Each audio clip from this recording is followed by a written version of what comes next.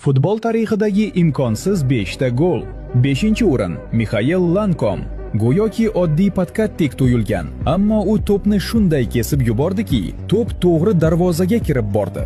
4-o'rin Papi Sisse Chelsiga qarshi. Uzaro aqlbovar qilmas trayektoriya bilan zarba berdi. To'p bumerangdek qayrilib, aniq devyatkaga kirdi.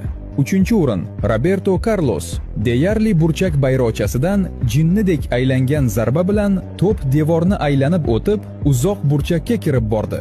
Chap oyoqning sehri. 2-o'rin Moht Faiz Subra. Uning goli Pushkash mukofotiga sazovor bo'lgan. Jarima zarbasida to'p parvozda 2 marta yo'nalishini o'zgartirdi. Ham darvozabonni, ham fizika qonunlarini aldadi. 1-o'rin Zlatan Ibragimovich.